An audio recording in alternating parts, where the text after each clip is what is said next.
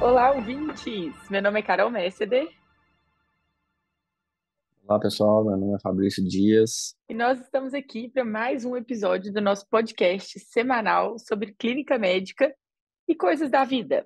E hoje a gente vai falar sobre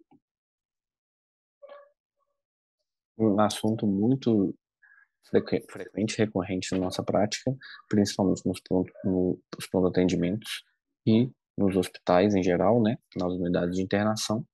Recebemos aí vários pacientes toda semana aí com esse diagnóstico, que é pneumonia. pneumonia adquirida na comunidade. Aqui. Isso aí, E a gente vai estrear hoje um formato diferente, não é isso? Que a gente já estava a fim de fazer é há isso algum aí, tempo, mas a gente ainda não tinha encontrado exatamente. o momento perfeito, e foi hoje. Que é, O a gente batizou esses episódios de top 5. Top 5 de Top alguma 5. coisa. São 5, E aí é top 5 de exatamente. pneumonia, e virão muitos top 5 por aí. Nossa escolhida não foi à toa, é pela recorrência mesmo, pela importância dela na nossa prática. A gente vê aí todo dia, igual o Fabrício falou, toda semana paciente internado, na UTI também é um diagnóstico é, prevalente, choque séptico foco pulmonar, sepsis foco pulmonar, pneumonia, e aí a gente vai ter as mais variadas apresentações e, e nuances, né, da condução aí desses casos. É isso.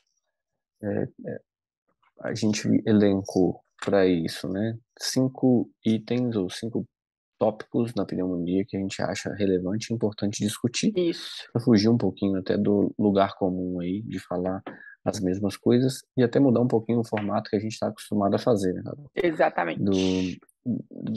dos nossos, quando a gente vai falar de alguma doença aqui, alguma síndrome clínica. Ou seja, é o Chama Clínica também nos desafiando a fazer coisas diferentes, em formatos diferentes, a gente buscando Exatamente. entregar o melhor para o nosso ouvinte. E aí, estimulando todo mundo também a fazer diferente, né? Isso, Estimulando todo mundo a se reinventar. perfeito. É,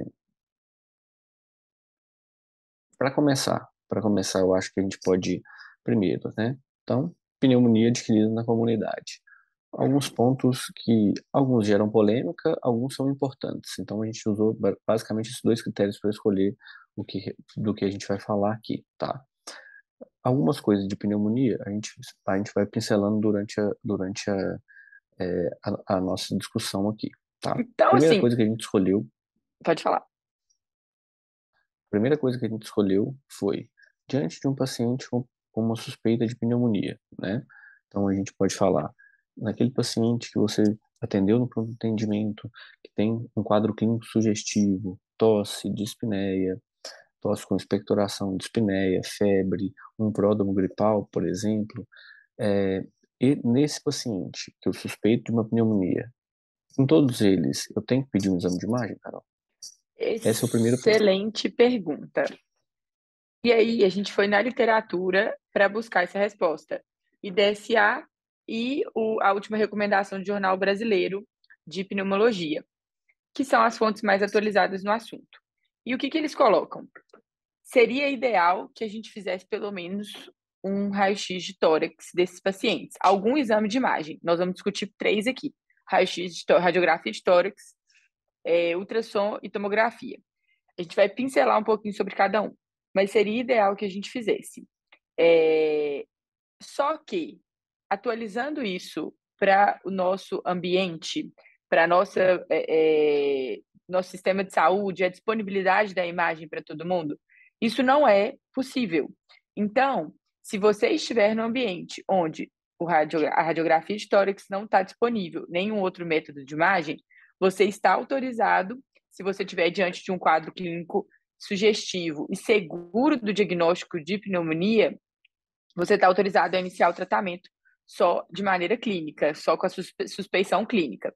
Agora, se você estiver no ambiente que você tem disponibilidade de um exame de imagem, é sim indicado você pedir o exame de imagem de maneira complementar aí faz parte do que eles chamam de tríade diagnóstica da pneumonia, que aí seria anamnese, exame Quadro físico e o exame clínico, de imagem. isso, exato. Quadro clínico, um exame físico bem feito, sempre importante falar isso. Quando a gente fala que Nossa, e eu acho que de o exame físico raio-x disso, a gente poderia fazer até um episódio inteiro, porque a gente tem lá, e a gente exatamente, esquece, né, disso, na prática isso vai se perdendo, vai lixiviando aí. Mas inspeção, palpação, percussão, percussão, ausculta, né? Então, assim, a ectoscopia, ver o paciente respirar é uma coisa que é muito importante, porque a gente vai ver ali sinal mesmo de não só taquipneia, né? Esforço respiratório, ver sim, algum sinal até de gravidade do paciente. Então, olha a importância. É, eu posso, se eu não tenho acesso a um exame de imagem, se eu fizer um exame físico bem feito, coletar uma história clínica bem coletada, começar o tratamento de um quadro de pneumonia. É recomendado que se faça pelo menos um raio-x de tórax, não é isso? e aí na incidência Isso, uma PA e perfil, PA, de preferência, isso, que é PA e quando a gente... perfil. De preferência, né? Por favor, não ignorem o perfil, também fica como mensagem aí nesse primeiro tópico. A gente esquece. Isso é É claro importantíssimo. que também nós vamos adaptar isso à nossa realidade. Então, às vezes, paciente na UTI, por exemplo, a gente tem como fazer. O que a gente tem mesmo é o AP. Mas, se o paciente tiver disponibilidade, a gente vai pedir essas duas incidências, PA e perfil, para a gente ter mais informação. Por quê? Porque a radiografia não é o método mais sensível. E aí a gente já vai emendar na diferença entre os métodos, que a seguir a gente pode falar de ultrassom, que é o queridinho do momento, a gente pode falar assim.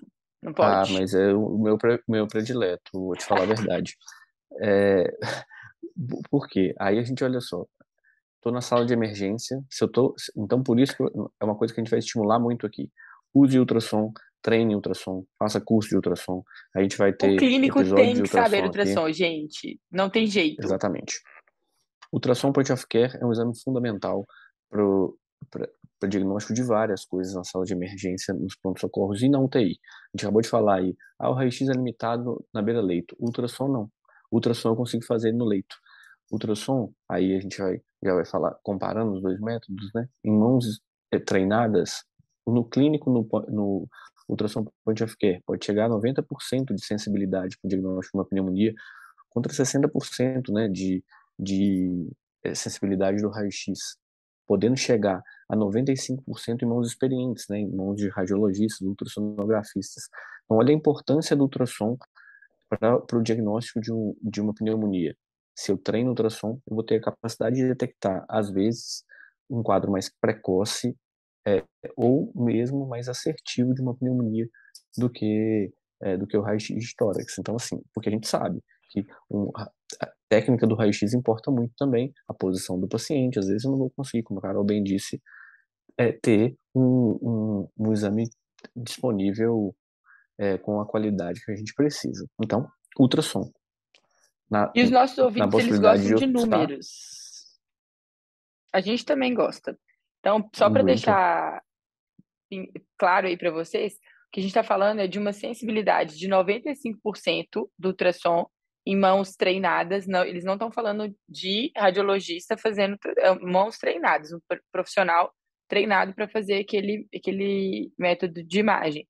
Isso mesmo. Então, uma sensibilidade de 95% contra 60% do raio-x. É muita diferença.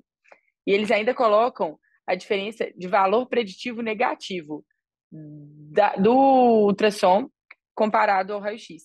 Aí a gente teria 67% de valor preditivo negativo do ultrassom comparado a mais ou menos 20 e poucos por cento do raio-x. Então, é um método barato, teoricamente, porque o investimento é inicial com ultrassom, mas depois isso fica barato, que a gente tem batido nessa tecla sempre, mas que está cada vez mais disponível, e de rápida interpretação ali, né? Então, acho que um grande aliado aí no diagnóstico, inclusive na avaliação de complicações, né? A gente consegue ver ali com certa acurácia também se tem algum derrame, inclusive detalhes do derrame, se o derrame está loculado, não está loculado. a gente pode ter esse nível de detalhamento aí com ultrassom. É interessante, né? Olha só, um valor preditivo negativo de 67%. Se eu acho um ultrassom, se eu faço um ultrassom tá normal, olha com qual é, capacidade eu Confiabilidade, consigo né? descartar, né? Capacidade de excluir. É. É, exatamente. Então, assim, é, é uma ferramenta que a gente vai falar muito dela aqui e vai usar muito na prática. Perfeito.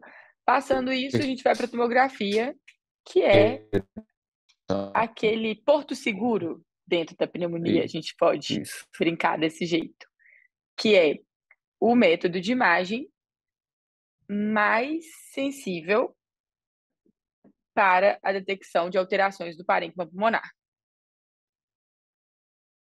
Desvantagens: incidência de radiação muito maior do que esses outros dois métodos que a gente falou. Disponibilidade, um método muito menos disponível. E preço, né? e Muito mais preço. caro, investimento muito maior. Então, assim, nós temos a tomografia, ela vai ser indicada geralmente a gente acaba fazendo na prática, né, com os pais que a gente tem acesso, na maioria dos pacientes, mas sendo racional no uso do recurso, que é uma coisa que a gente sempre fala aqui também, quando a gente fala de racionalização no uso do recurso, a gente vai falar do uso da tomografia nos cenários de pesquisa de complicações, eu estou falando de abscesso, estou falando de derrame pleural, principalmente derrame pleural complicado, aquela pneumonia que o paciente não está melhorando. Quando eu falo de infecções por germes atípicos, eu estou falando posso falar de micobactéria, por exemplo, pneumonias atípicas, eu posso falar de infecções fúngicas naqueles pacientes imunossuprimidos ou de risco para infecções fúngicas. Então, reservar a tomografia, principalmente no lugar onde eu tenho o recurso mais reduzido para esses cenários.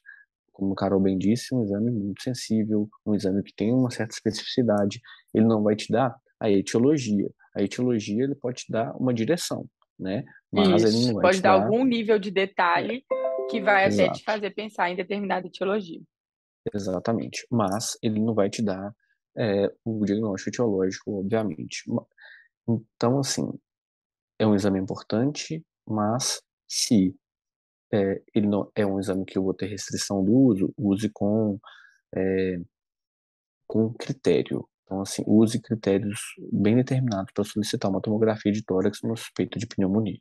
Por exemplo, no paciente que tem um quadro clínico sugestivo, eu tenho outras formas de propedêutica na mão, o exame físico, eu vou julgar, será que eu preciso de uma tomografia para fechar o diagnóstico de uma pneumonia? Isso eu acho que a gente tem que ser crítico e bem é, criterioso Seletivo para usar o mesmo, né? recurso. E É, criterioso, boa.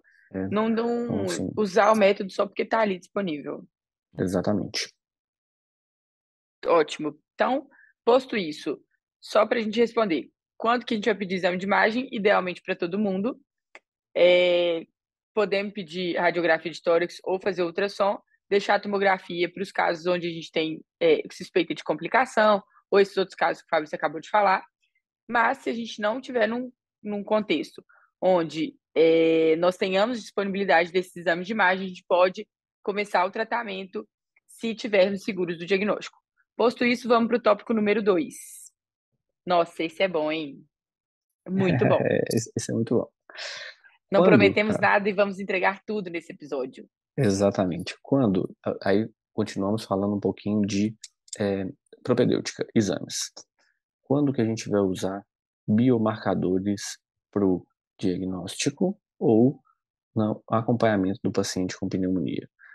Quando a gente fala biomarcadores, eu estou falando de dois principalmente, proteína C reativa e procalcitonina para os pacientes com pneumonia. Uma dúvida muito comum na nossa prática também. Super comum. É... Procalcitonina nem todo mundo sabe, né? Assim, não é um exame tão disponível. Ele é produzido pelas células diante de uma infecção bacteriana e de uma resposta inflamatória. Então, é um exame que foi muito estudado para definição de infecção, da etiologia mesmo, se é bacteriana ou não. Por quê, gente? O objetivo final, eu tenho que usar antibiótico ou não para essa pneumonia? Eu acho que é essa pergunta que a gente tenta responder quando a gente fala do uso dos biomarcadores. E aí o PCR, a procalcitonina, os grandes estudos e o que a gente tem de evidência, inclusive as recomendações que a gente usou para montar esse episódio, o que eles falam? No caso suspeito, se a gente tem um quadro clínico de pneumonia e uma imagem compatível, a gente não deve solicitar a procalcitonina. Mas ela é útil quando a gente tem dúvida diagnóstica e para segmento desses pacientes. Então, para a gente descontinuar, para a gente interromper a terapia antimicrobiana de forma mais precoce. E isso, maravilhoso, né? Se a gente está considerando aí o nosso objetivo principal de uso racional de antibiótico, da prevalência das bactérias multidroga resistentes. Então, é importante falar sobre isso. O estudo até cita lá é, Five the New Seven, né? Que é tipo, antes Isso. a gente usava sete para todo mundo, e hoje em dia a nossa tendência tem sido cada vez menos usar o sete como um número cabalístico, e a gente passa a usar 5 dias para tratamento antimicrobiano dos quadros de pneumonia. E eles, eles indicam que se você tiver dosagem, uma queda progressiva dessa procalcitonina, você poderia interromper o tratamento com até 3 dias. Na prática, a gente não vê usando tanto isso, mas eles mostraram a comparação e foi seguro, não teve complicação, não teve mais taxa de reinternação nos pacientes que usaram menos. A ideia, a mensagem é menos é mais nesse caso, e se a gente conseguir usar essas ferramentas, PCR também entra aí como uma ferramenta útil para a gente acompanhar a resposta ao tratamento. Então, a gente espera uma queda do PCR, uma queda da procalcitonina, quando a gente tem uma infecção bacteriana, que a gente institui o tratamento de maneira adequada, a gente espera uma queda desses dois marcadores. E isso nos leva a imaginar que estamos no caminho certo, que a terapia está certa. Então, assim, para fechar esse segundo item, muito importante, solicitar tanto o PCR, a gente pode falar principalmente a procalcitonina, nos casos duvidosos para o diagnóstico, quando eu tenho quadro clínico sugestivo e imagem não solicite, e no segmento desse paciente, para você fazer uma terapia de curta duração para avaliar a suspensão, resposta clínica e suspensão de terapia antimicrobiana. Então, talvez uma PCR menos ferramentas específico do que procalcitonina, né? sem dúvida, PCR mais menos específico pode ser usado, pode, mas a Pode, procalcitonina de preferência como principalmente para suspensão precoce de antibiótico. perfeito. Então, falamos de exame de imagem, falamos de biomarcadores, continuando aí na propedêutica, e agora vamos estratificar a gravidade, que é uma coisa que a gente também sempre se preocupa, né? Esse paciente, quais são Exatamente. os critérios de gravidade, o que a gente pode usar? E aí, gente, eu sempre falo isso com vocês, com os meninos, meus alunos, os scores, eles vêm para nos ajudar. Eu sei que na época da faculdade a gente odeia score, porque a gente tem que decorar para a prova, mas na prática eles nos auxiliam. Para quê? Para Muito. tentar deixar menos subjetivo algumas avaliações que são objetivas. Então, quando eu coloco no score, eu consigo, de maneira mais objetiva, parametrizar aquela avaliação daquele paciente. Então, eu consigo meio que unificar a avaliação daquilo. Então, eu coloco os critérios que não podem deixar passar, e aí isso vai facilitar, e na prática é muito útil. E aí, para a pneumonia, a gente tem dois scores, duas ferramentas para classificação de gravidade que são super importantes. O Campo 65, que eu acho que todo mundo lembra desde a época da faculdade, e o que alguns esquecem é o PSI, que é o índice de gravidade da pneumonia, É porque que é o também PSI, é Pneumonia PSI Severity Index. ou PORT, né? Também pode, né? Que é o Pneumonia Patient Outcome Research Team, que é o PORT PSI, que é o mesmo score. Se vocês procurarem nas calculadoras aí, eles vão ser dois scores que são idênticos, assim. O PSI, Equivalentes. é o mesmo score, né? É, Uhum. o PSI, ele é um score um pouco mais trabalhoso, por isso que ele não é tão lembrado na prática, apesar de Isso. ser um bom score na capacidade de detecção de pacientes, de gravidade, definição de onde nós vamos tratar os pacientes. Por ser um pouquinho mais complexo e não considerar, por exemplo, a idade dos pacientes, a gente usa menos o PSI e usa mais o CURB. Então, e como a Carol bem disse, assim, o CURB, os scores, principalmente o CURB, ele vai ser muito bom para a gente definir a gravidade e nos orienta, inclusive, se primeiro eu vou internar esse paciente com pneumonia diante de um paciente com uma pneumonia adquirida na comunidade. Para onde que eu vou mandar esse paciente? Eu vou mandar esse paciente para casa ou vou internar? Internando, esse paciente ele vai para uma unidade de internação ou vai para uma unidade de terapia intensiva? Então, olha a importância da ferramenta, como a Carol disse, de ele tira a avaliação subjetiva, nós não estamos desvalorizando a avaliação subjetiva do médico, longe disso, mas torna mais fácil e mais prática a nossa avaliação, né, tornando ela mais E aí, objetiva e nos ajudando muito. exatamente, até na passagem do caso, ele está passando para um colega, você quer uma vaga no CTI, você fala, ó, o Curve 65 deu 3, pronto, acabou, já sabe. É, Então, é óbvio também, gente, que nós não vamos, e isso aqui exige muita maturidade para vocês entenderem, não cegar ou diminuir a nossa avaliação, ou simplificar a nossa avaliação, resumir isso tudo só por meio dos scores. Não, claro que não. Eles fazem parte da nossa avaliação, eles são complementares. Então, você avaliou o paciente, você avaliou todo no exame físico, anamnese, coletou os dados, e esses são os pilares do raciocínio clínico, a gente fala isso muito para vocês aí, mas é porque é importante mesmo, e eles vêm complementar essa avaliação nossa e sendo muito útil na nossa prática. Então, falamos dos é, scores de gravidade. só uma coisa com relação ao CURB, só para a importância dos scores relação do número do score com mortalidade, né? Então, assim, por isso a Isso importância é deles. importante. E outra coisa, só para fechar, é não esquecer que existe sobreposição de síndromes clínicas. Então, uma pneumonia pode ser uma causa de sepsis, por exemplo, aí nós não estamos falando de CURB mais. Nós estamos falando de Isso. scores relacionados à sepse, né? Então, assim, Isso é até se eu- útil para puxar um gancho para um outro tópico também que a gente vai falar, que é o último tópico. exatamente. Então, assim, importante a gente falar que pneumonia é causa de sepse. Então, se eu tenho uma suspeita de sepsia, mudou minha conduta, mudou minha forma de E a gente tratar o está falando de paciente ou sepse, né? estratificar o risco, né? Exatamente. Tá, Isso é muito ótimo. importante.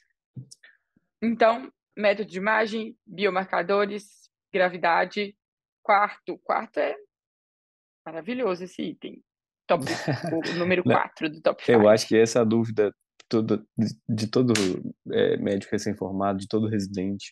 Essa pergunta a gente E que faz cai isso em muito no nosso dia prova a dia. também, isso E despenca cai em prova. muito em prova, exatamente, para os que gostam de prova. É, E é uma coisa. Por que que isso cai em prova? Porque na nossa prática é porque cai muito na comum vida. acontecer, E exatamente. a provadora A imitar prova a vida. gosta do que muitas provas, né? Gosta do que a gente aplica É. na prática, que é relacionado ao tratamento. Quando a gente fala de tratamento de Quando que a gente pneumonia, vai cobrir pseudomonas? exatamente. Ó, o tratamento padrão da pneumonia, né? Eu vou tratar pneumococo, algum, a gente faz o tratamento combinado para cobrir germes atípicos. Então, na pneumonia comunitária, a gente combina um beta-lactâmico com um macrolídeo, por exemplo, né? Ceftriaxona, clovulina, amoxicilina, o que for, mais uma azitromicina, uma claritromicina para cobrir atípico. Esse é o tratamento que a gente chama de padrão da pneumonia comunitária grave, da pneumonia comunitária, que pode ser grave ou não, mas esse é o tratamento padrão. É, a dúvida muitas vezes, que é o que suscita muita discussão na prática, é quando eu vou usar a, a cobertura anti-pseudomonas. Quando eu devo fazer isso? E essa pergunta a gente sempre faz também para os meninos, porque é importante, a gente consegue aplicar isso até em outras infecções, né? Assim, não só na pneumonia, a gente vai falar aqui disso, Mas esse critério a gente aplica quando a gente está falando também de outras infecções. Então a gente vai pensar, a pneumonia hospitalar a gente nem discute, então a gente está falando de pneumonia comunitária, né? Então, na pneumonia comunitária eu tenho doença pulmonar estrutural, e a gente quando fala isso, a gente está falando de bronquiectasia? Se sim, eu tenho uma indicação de cobrir pseudomonas. Esse paciente é um paciente que faz uso de corticoide, uso crônico de corticoide. Esse paciente é um paciente que eu tenho que observar para o uso de terapia anti-pseudomonas. Esse paciente tem internação, é, várias internações no ano, ou com internações maior ou igual de 7 dias. No último mês, ele tem indicação de cobertura anti-pseudomonas. Ele usou antimicrobiano nos últimos 7 dias, principalmente beta-lactano, considero a possibilidade de cobrir pseudomonas. E diante do paciente que tem isolado em cultura prévia de escarro pseudomonas. O paciente tem lá o escarro, a gente vê isso muito em paciente de deprocítio, né, que fazem infecções com frequência, Uhum. ele muitas vezes ele tem cultura do escarro, ele tem cultura prévia com uma pseudomonas isolada. Então ele pode ser colonizado por uma pseudomonas nesse paciente, cubra pseudomonas, tá bom? Então, nosso quarto item é quando cobrir pseudomonas no tratamento da pneumonia comunitária. Respondido, né? Ótimo, respondido. E por último, para fechar, que é super importante, dá muita Isso é dúvida. muito legal. Vou usar corticoide na pneumonia? Essa pergunta, eu falo isso assim, a gente viveu no Covid aí, né? Então a gente fez todo Nossa. mundo usando corticoide e a gente usou N doses de corticoide. No Covid a gente viu o benefício do uso da dexametasona, outro assunto, outra doença, é uma pneumonia viral, né? Então, no caso do Covid, mostrou-se benefício, beleza, do uso específico da dexametasona na dose Nos recomendada. pacientes que precisaram de oxigênio. Exatamente. Agora, para pneumonia comunitária, bacteriana, outras pneumonias virais, já tem bem documentado, não existe impacto na mortalidade ou no tempo de hospitalização ou na melhora rápida dos sintomas do uso de corticoide em nenhuma pneumonia comunitária, seja ela leve, moderada ou grave. Mas um paciente vai estar em insuficiência respiratória, vai para o CTI. Não existe benefício de uso do corticoide nesse paciente, tá? A não ser que aí a recomendação, dentro, a Carol falou lá atrás, quando a gente falou de gravidade, quando o paciente está em choque séptico, a recomendação do uso do corticoide é por conta do choque séptico refratário. Se o paciente quer os trabalhos do corticoide na sepse ou no choque séptico, tá? Que nada nesse tem a ver com o uso de corticoide na pneumonia, tá bom? Então não dá para cruzar e adaptar uma coisa à outra. Pneumonia exclusivamente sem choque séptico, não use corticoide. Perfeito. Então, fechamos aí com a quinta pergunta. São perguntas, a ideia é sair do senso comum mesmo e abrir um pouquinho a nossa mente para perguntas que às vezes não são tão óbvias, ou que já se fizeram e não tem muita resposta, não tem muito embasamento na resposta. Então, isso tudo que a gente trouxe aqui é o que a literatura traz de recomendação aí mais recente. E passamos pelos principais tópicos. Acho que é isso. Entregamos tudo. Entregamos tudo, todos os 5. Primeiro top 5 cumprido. Yes, top 5 de pneumonia. Espero que vocês gostem. Se vocês gostaram, então curtam, compartilhem, se Se inscreve no inscrevam no canal. O canal, que mais? bota um joinha, tem um botão Bota o joinha lá joinha, também, esse joinha é porque isso importante. Deixe nos comentários sugestões para os próximos episódios, não é isso? é isso, exato. A Comente. criatividade desses locutores aqui que vos falam anda em baixa. A gente está precisando de ideia. Então, ou a gente quer falar um monte de coisa e a gente não sabe o que vocês mais querem saber. Eu acho que É o mais, verdade. mais legal é Também isso. rola isso. A Porque gente, a cada gente quer, episódio que a gente faz, a gente tem ideia para mais uns 5, pelo menos. exatamente, E não aí a gente fica perguntem. na dúvida de qual escolher. E aí, para fechar, tem mais algum outro recado? Não, né? Não, tem Instagram, né? Ah, @MSDCarol, é. @Chama Arroba Mestre Clínica. Carol, me segue no Instagram. Segue o Chamar Clínica. @chamaclínica. E se você ainda não se inscreveu, se inscreve no podcast lá no Spotify. Chama a Clínica Podcast. E aí, nós vamos de frase para fechar esse episódio. E essa frase é do Skinner, que é um psicólogo norte-americano. Não considere nenhuma prática como imutável. Mude e esteja pronto para mudar novamente. Não aceite verdade eterna. Experimente. É isso, eu acho que Isso é fica a cara da essa medicina, né? reflexão. A cara Isso é da a cara. medicina, não É a existe cara. verdade absoluta. Eu falo que a gente quebra a cara também, né? Porque a gente fala, defende aqui uma coisa e vai o estudo mostra, no ano seguinte a gente está aqui falando tudo de novo. Mas é isso. Exato. Por isso que é uma educação continuada, né? A gente tem que estar sempre buscando as informações, buscando atualização, porque não existe verdade absoluta para sempre. E é por isso que a gente está aqui, né? Para discutir e trazer o conteúdo mais atualizado possível. Isso mesmo.